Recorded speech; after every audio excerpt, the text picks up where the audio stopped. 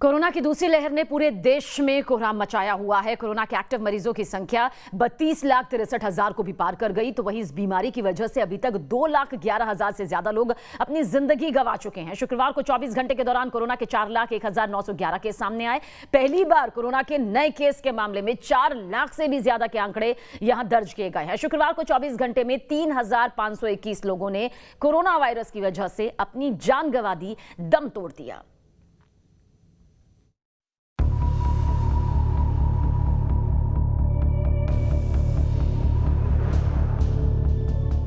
पूरे देश में कोरोना ने मचाया कोहराम।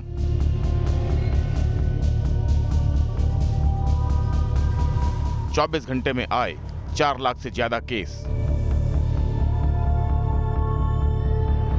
महाराष्ट्र में कोरोना का कहर जारी।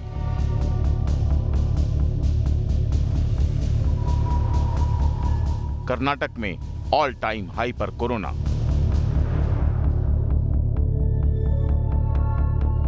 दिल्ली में 33% हुई संक्रमण की रफ्तार।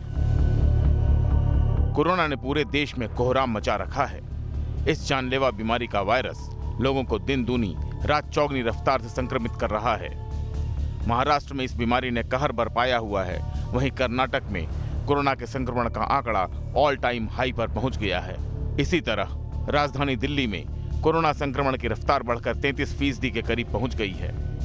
शुक्रवार को रात 12 बजे तक आए आंकड़ों के मुताबिक 24 घंटे के दौरान देश में कोरोना संक्रमण के कुल 4,01,911 नए मामले सामने आए।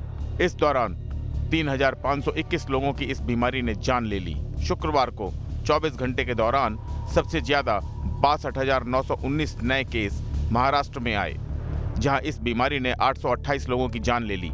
इसी तरह उत्तर प्रदेश में 24 घंटे के दौरान कोरोना के 34,372 नए केस सामने आए।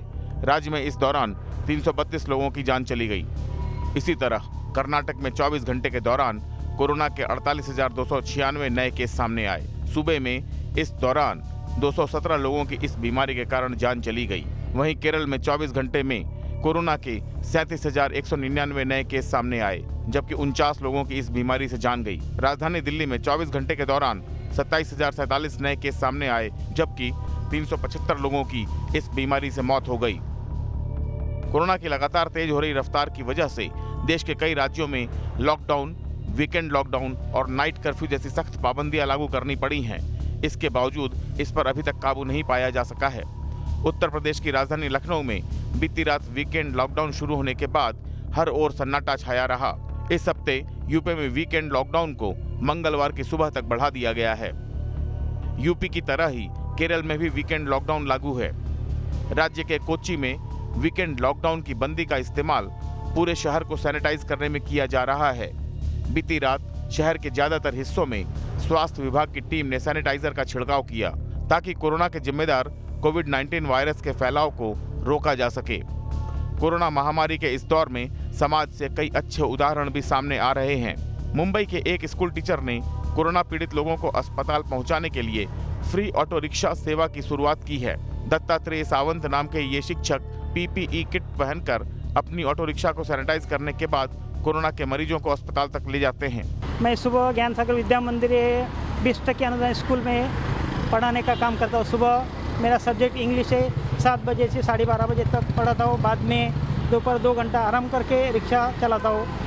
कोरोना काल में जहां दत्तात्रेय सावंत जैसे लोग कोरोना पीड़ितों की सेवा में जुटे हैं, वहीं कहीं कहीं से लोगों की उटपटांग हरकतों की तस्वीरें भी आ रही हैं।